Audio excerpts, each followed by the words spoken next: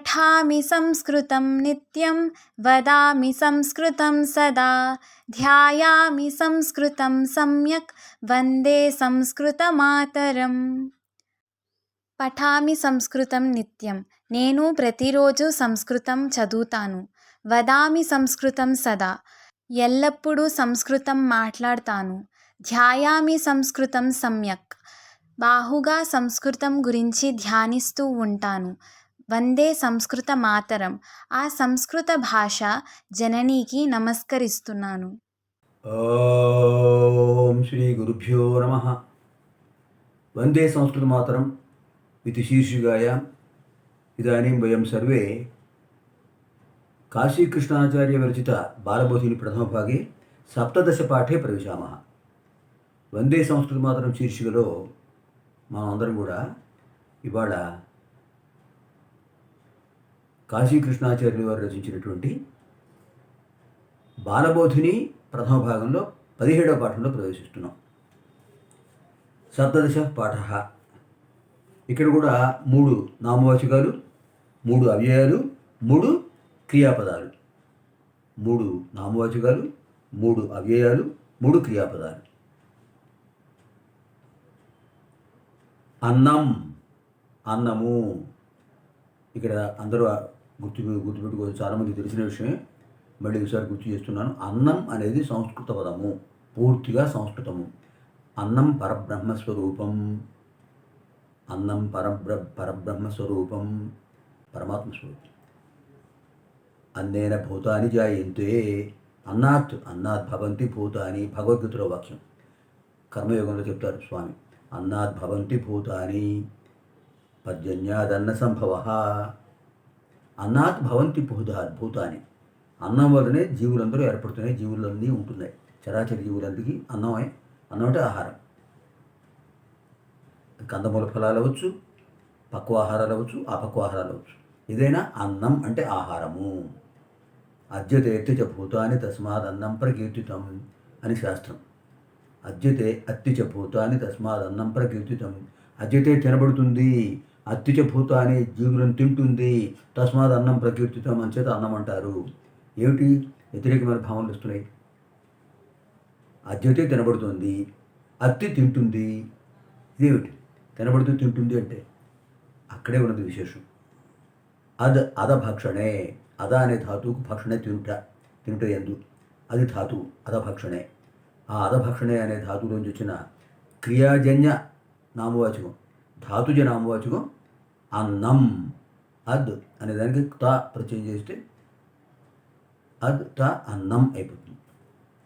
ఏమిటి అన్నానికి అద్భుతం వ్యుత్పత్తి ఏం చెప్పారంటే శాస్త్రంలో, నిరుక్తంలో, అద్యతే తినబడుతుంది, భూతాని అత్తిచ జీవులను తింటుంది, తస్మాత్ అందువల్ల అన్నం ప్రకీర్తితం అన్నం అని చెప్పబడుతోంది.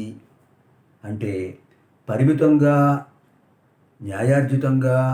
న్యాయార్జితమైన ధనంతో సంపాదించిన ఆహారాన్ని, పరిమితమైన తక్కువగా తీసుకునే ఆహారాన్ని, భగవద్ అర్పితమైన ఆహారాన్ని, భగవంతుడికి నివేదన చేసిన ఆహారాన్ని, ప్రసాదంగా సాత్విక ఆహారాన్ని, ఎక్కువ పులుపులు, ఘాట్లు, కారాలు, వేడి, అతి చల్లగా ఉండటం, అతి వేడిగా ఉండటం, బాగా కారం, బాగా పుల్లగా ఉండటం, బాగా ఉప్పుగా ఉండటం, ఇలాంటివి లేకుండా సాత్వికమైన ఆహారం, న్యాయార్జితమైన ఆహారం, భగవద్ అర్పితమైన ఆహారం, అది కూడా పరిమితంగా అవసరం, ఆకలి తీరేంత వరకే తీసుకుంటే అది మనల్ని రక్షిస్తుంది. అలా కాకపోతే భక్షిస్తుంది. అతిగా తింటే ఏమవుతుంది? అధికంగా తింటే, భగవంతుడు అర్పించకుండా తింటే, అన్యాయార్జితమైన ధనంతో సంపాదించే ఆహారం తింటే, అలాగే దేవుడికి నివేదన చేయకుండా ఆహారం తిన్నా కూడా అది మనకు దోషాన్ని కలిగిస్తుంది. ఆ దోషం వల్ల అనారోగ్యం కలుగుతుంది. అనారోగ్యం వల్ల ఏమవుతుందో తెలుసుకో మనకు. అంచేత అన్నం. ఘృతం నెయ్యి.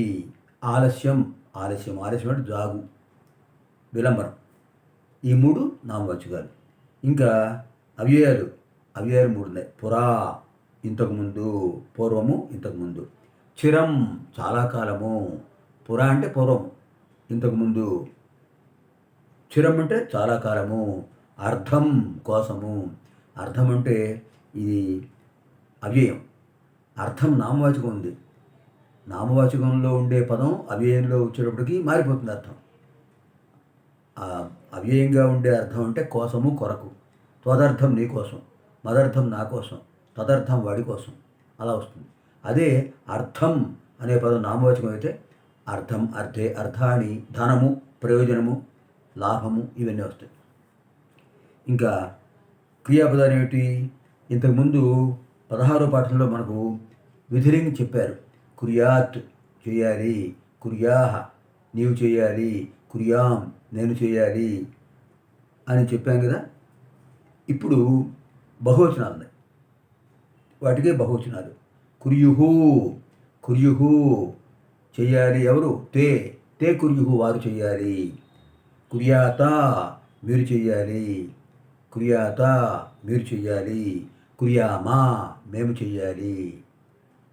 కుర్యుహు ప్రథమ పురుష బహువచనం, కుర్యాత మధ్యమ పురుష బహువచనం, కుర్యామా ఉత్తమ పురుష బహువచనం. ఇప్పుడు సంస్కృత వాక్యాలు. అద్య పాకం కే కుర్యుహు, అద్య పాకం కే కుర్యుహు ఇవాళ వంటను ఎవరు చేశారు? గృహే ఘృతం నాస్తి, గృహే ఘృతం నాస్తి ఇంట్లో నెయ్యి లేదు. తటాకే జలం నాస్తి చెరువులో నీరు లేదు. ఆలస్యం కరోషికిం, ఆలస్యం కరోషికిం ఆలస్యం చేస్తున్నావు ఏమిటి? ఎందుకు ఆలస్యం చేస్తున్నావు? త్వం తత్ర చిరమాసీహి కిమర్థం, త్వం తత్ర చిరమాసీహ్ కిమర్థం, త్వం నీవు తత్ర అక్కడ, చిరం ఆసీహ్ కిమర్థం ఎక్కువసేపు ఉన్నావు ఎందుకు, ఎందుకున్నావు ఎక్కువసేపు అక్కడ? సహజంగా మాట్లాడుకుంటాం కదా మనం, అలాంటి సంభాషణలు ఇవన్నీ. త్వం తత్ర చిరం ఆసీహ్ కిమర్థం నువ్వు అక్కడ ఎక్కువసేపు ఎందుకున్నావు? అస్మద్ అగ్రజార్థం అహం తత్ర ఆసం, అస్మద్ అగ్రజార్థం, అస్మత్ నా యొక్క అగ్రజార్థం అన్నయ్య కోసం, మా అన్నయ్య కోసం నేను ఆగానయ్యా, అది అర్థం. అగ్రజ, అగ్రజ అంటే ఎవరు? అగ్రే జాత అగ్రజ ముందు పుట్టినవాడు. అనుజ అనుసృత్య జాత తర్వాత పుట్టినవాడు.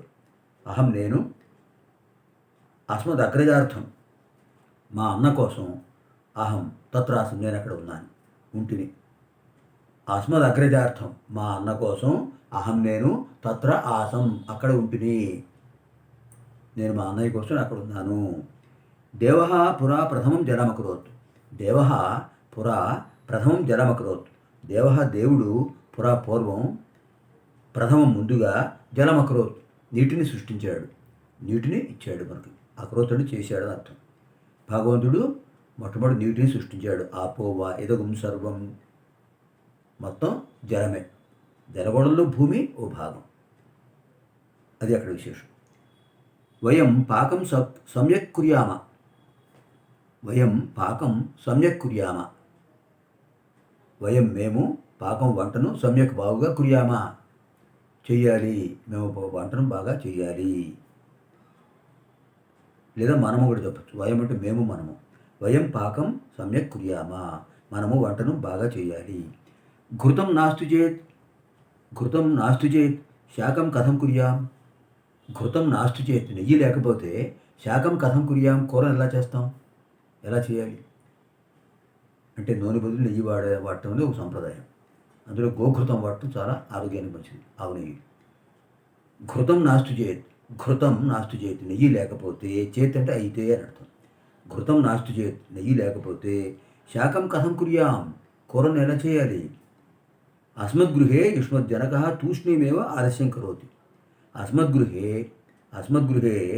యుష్మజ్జనక తూష్ణీమేవ ఆలస్యం కరోతి, అస్మద్గృహే మా ఇంట్లో, యుష్మజ్జనక మీ తండ్రి మీ నాన్న, తూష్ణీమేవ అనవసరంగా వ్యర్థంగా ఏ పని చేయకుండా, ఆలస్యం కరోతి ఆలస్యం చేస్తున్నాడు. ఊరికే తూష్ణీం అంటే ఊరికే, ఊరికే ఆలస్యం చేస్తున్నాడు. ఊరికే అంటే ఏ పని చేయకుండా అర్థం. త్వమపి అత్ర ఆశికిల, త్వమపి అత్ర అసికిల, త్వమపి అత్ర అసికిల, త్వమపి నీవు కూడా, అత్ర అసికిల ఇక్కడ ఉన్నావా? అసికిల అట, కిల అంటే అట, అత్రాసికిం ప్రశ్నార్థం. త్వమపి అత్రాసికిం నీవు కూడా ఇక్కడ ఉన్నావా? శీఘ్రం స్నానం కురు, శీఘ్రం స్నానం కురు తొందరగా స్నానం చేయి, శీఘ్రం స్నానం కురు తొందరగా స్నానం చేయి. దీంతో మనకు సంస్కృత వాక్యాలకు తెలుగు అనువాదం అయిపోయింది. ఇప్పుడు తెలుగు వాక్యాలకు సంస్కృతం.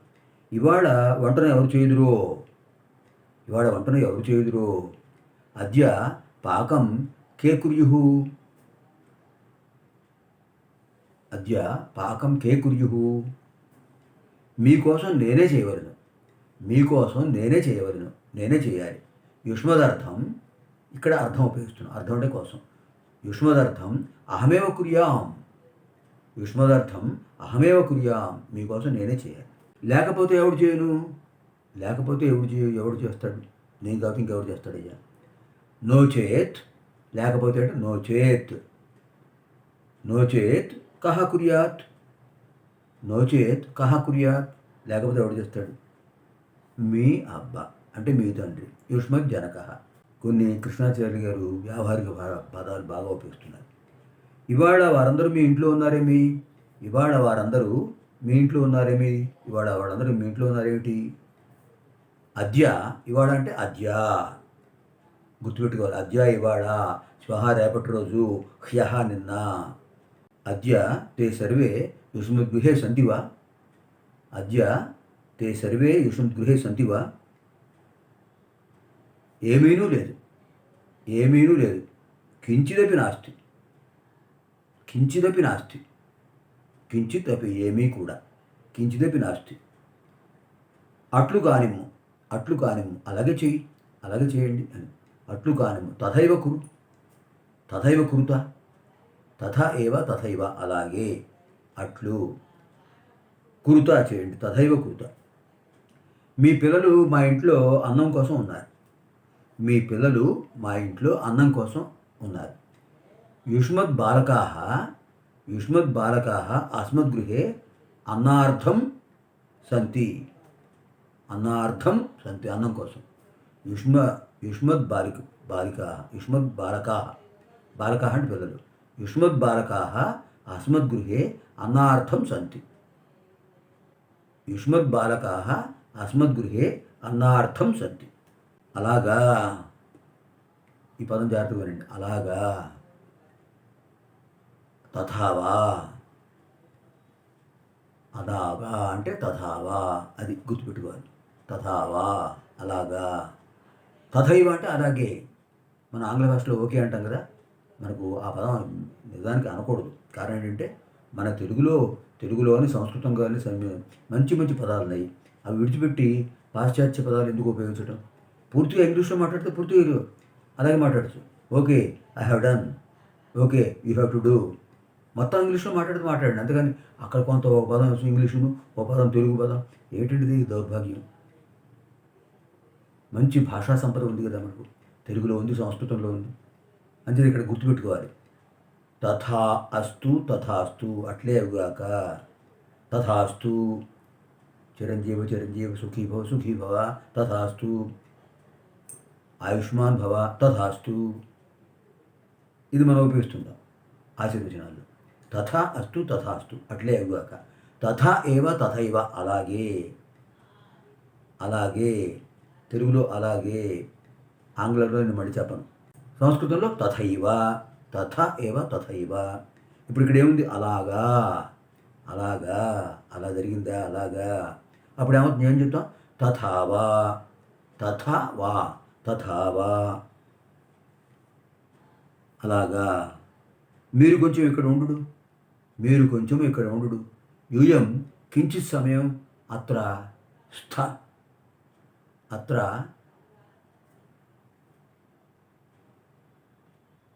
అసాని అని చెప్పచ్చు. ఏది స్థ, స్థం, స్థ, స్థ అని చెప్పచ్చు. యూయం అత్ర కించిత్ సమయం స్థ, విద్యార్థి శిష్యులోట్ ఆజ్ఞార్థకం. మీరు ఇక్కడ కాసేపు ఉండండి, అది.